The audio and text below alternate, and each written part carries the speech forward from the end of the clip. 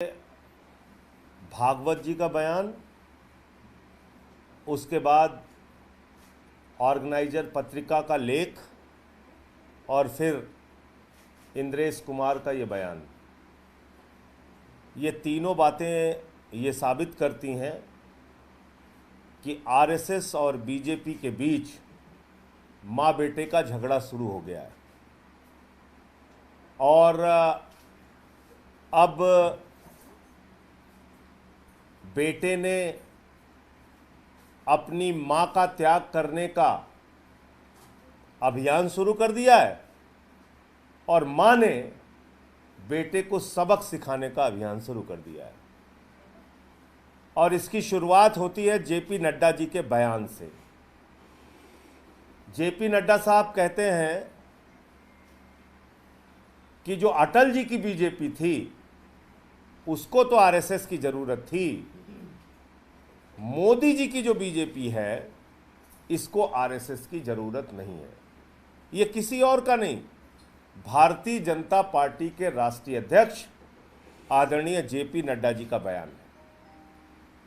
उसके बाद चुनाव का परिणाम आता है, 240 सीट पे बीजेपी रुक जाती है, बहुमत का आंकड़ा नहीं पाती है, वैसाखी की सरकार चलाती है।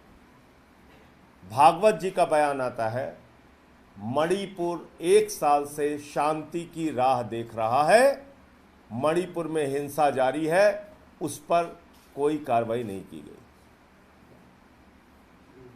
फिर उनका बयान आता है कि जो संघ का स्वयंसेवक होता है वो अहंकारी नहीं होता।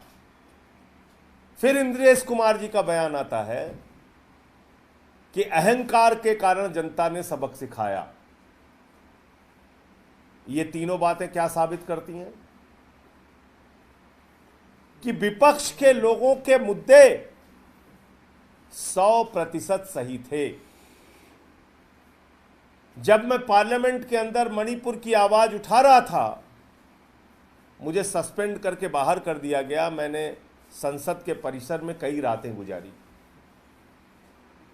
मैंने क्या मांग की थी प्रधानमंत्री जी से? यही कि मणिपुर में शांति की बहाली कीजिए। उस समय भागवत जी और सारे विपक्ष ने आवाज उठाई थी। उस समय शायद अगर भागवत जी बोलते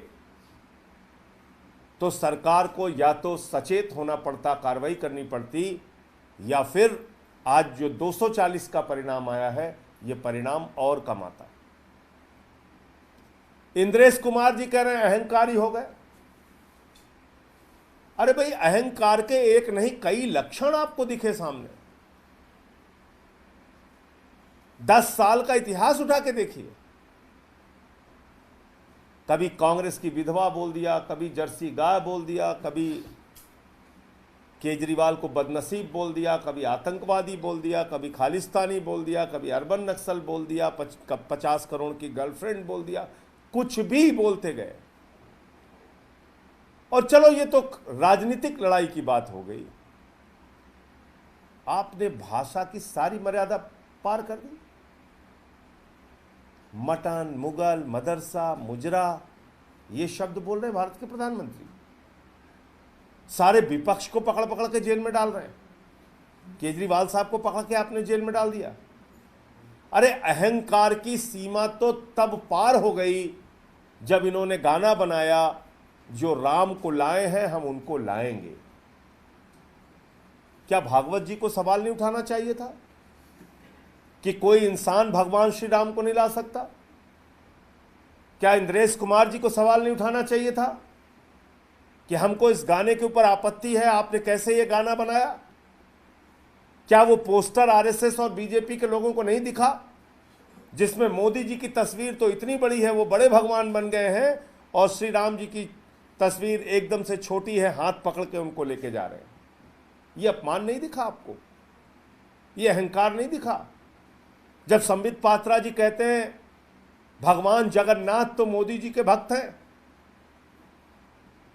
आप मुझे बताइए, तब अहंकार नहीं दिखा? जब जेपी नड्डा जी ने कहा कि मोदी जी देवताओं के देवता हैं, तब अहंकार नहीं दिखा? जब खुद मोदी जी ने कहा मेरा जन्म बायोलॉजिकल नहीं हुआ है, मैं तो अवतार हूं।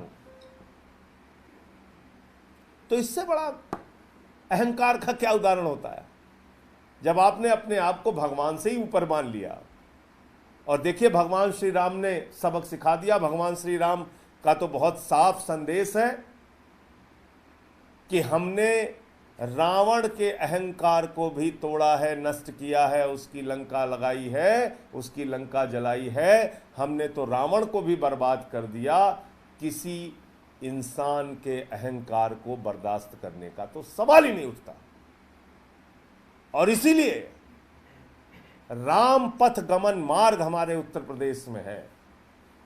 जिन रास्तों से प्रभु श्री राम होकर गुजरे, अयोध्या हारे, सुल्तानपुर कुशभवनपुर हारे, प्रतापगढ़ हारे, कौशाम्बी हारे, प्रयागराज हारे, चित्रकूट हारे, रामपुर हारे, सीतापुर हारे, श्रावस्ती हारे। अरे तो भोले शंकर की थोड़ी बहुत कृपा हो गई, वरना काशी से भी हार जाते। भोले शंकर की थोड़ी बहुत कृपा हो गई, वरना काशी से भी हार जाते। कांग्रेस को अपने इतिहास में सबसे ज़्यादा वोट 4,65,000 वोट वहाँ मिला। 52 से लेकर अब तक कांग्रेस कभी इतना वोट नहीं पाई। तो इसलिए इंद्रेश कुमार जी का बयान, ऑर्गेनाइजर पत्रिका में लिखा गया बयान, और साथ ही साथ भागवत जी का बयान 100% कम से कम नरेंद्र मोदी जी के बारे में और इस सरकार के बारे में सही है। और अब उनको सिर्फ बयानबाजी तक अपने आप को सीमित नहीं रखना चाहिए।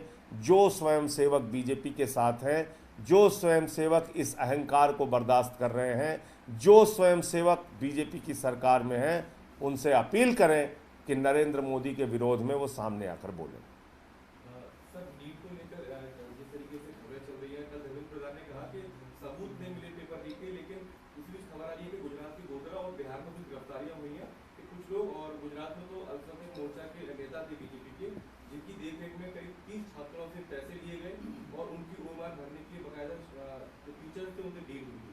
इसको लेकर क्या कहेंगे? देखिए, नीट के घोटाले का 2 लाइन में मैं आपको समझा दूंगा बड़े आसानी से। 10वें का बच्चा भी बुला दीजिए, मैं अभी समझा देता हूं। 720 अंक पाकर 67 बच्चे टॉप कर रहे हैं। क्या यह संभव है? 67 बच्चे आज तक के किसी टेस्ट में, आज तक बता दीजिए आप। 720 720 720, यानी कि एक जगह सारे उत्तर तैयार किए गए और उसी के हिसाब से परीक्षाएं हुई और सबको बराबर बराबर का अंक मिल गया, सब टॉप कर गए।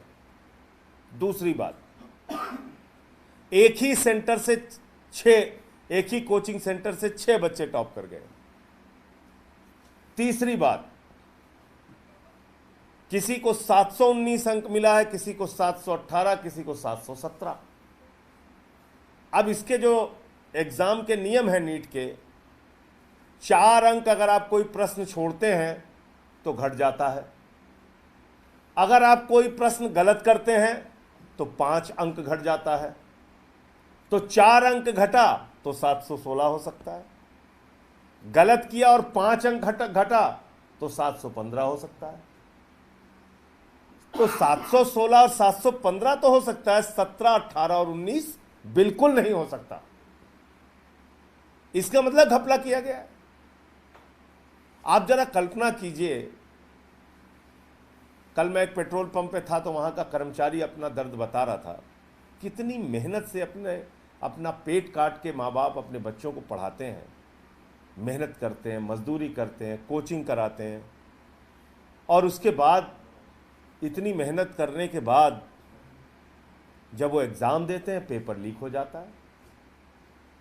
करोड़ों बच्चों का जीवन बर्बाद हो गया पेपर लीक के कारण। तमाम परीक्षाएं हुई, कभी 60 लाख लोगों ने पुलिस भर्ती में उत्तर प्रदेश में फॉर्म भरा, एग्ज़ाम दिया, पेपर लीक हुआ है, एग्ज़ाम कैंसिल हो गया, SIT बन गई साहब। इसी प्रकार से ये नीट के एग्ज़ाम का घोटाला है और मैं समझता हूँ इसमें केंद्र की मोदी सरकार सीधे तौर पे जिम्मेदार है, क्योंकि उनका एजुकेशन डिपार्टमेंट और एनटीए जो एग्ज़ाम को कंडक्ट करता है वो केंद्र सरकार के अधीन आते हैं। और ये कई प्रांतों में और ख़ास तौर से भाजपा शासित प्रांतों में, जिसमें गुजरात भी शामिल है, ये घपला और घोटाला हुआ है। ये बहुत बड़ा भ्रष्टाचार है। इसकी जांच करके जो लोग इसमें जिम्मेदार हैं उनकी गिरफ्तारी होनी चाहिए। संजय जी, पानी के मुद्दे पर भी जैसे बीजेपी घेर रही थी, अब आपके जो अलाई रहे हैं कांग्रेस, उन्होंने भी घेरना शुरू किया है। देवेंद्र यादव ने संसदीय आयोग को लेटर लिखा, कहा कि 17,500 करोड़ रुपए का घोटाला हुआ है और अरविंद केजरीवाल ने दिल्ली की जनता को जो वायदे किए थे घर में पानी पहुंचाने से फेल हो गए हैं। देखिए, उसमें हमारी सरकार की मंत्री जो हैं आतिशी जी, वो लगातार इसके लिए प्रयास कर रही हैं कि दिल्ली के लोगों को घर घर पानी मिले। पीछे से बीजेपी की जो सरकार है हरियाणा की, वो हमसे दुश्मनी निकालने पे लगी हुई है। हमसे दुश्मनी निकाली है, कोई बुरी बात नहीं, लेकिन दिल्ली के लोगों को सज़ा क्यों दे रहे हैं भाई? 7 सांसद तो आपके जिताए दिल्ली के लोगों ने, और क्या हो गया? कहाँ है वो 7 सांसद? पानी पिलाने से ज़्यादा पुण्य का काम क्या हो सकता है? तो मैं उन 7 सांसदों से भी कहना चाहूँगा, कम से कम हरियाणा से और केंद्र सरकार से अपील कीजिए, अपने एलजी से जाके मुलाकात कीजिए, पानी के मामले में ऐसा भेदभाव मत कीजिए। बाकी जो राजनीति करनी है करें। तो चाहे कांग्रेस पार्टी हो चाहे बीजेपी हो, मैं सबसे कहना चाहता हूँ, पहले पानी का इंतजाम दिल्ली में कैसे होगा, इस मुद्दे पे हमारा साथ दें, दिल्ली के लोगों का साथ दें। फिर हमारे ऊपर आरोप प्रत्यारोप करते रहेंगे, राजनीति करते रहेंगे।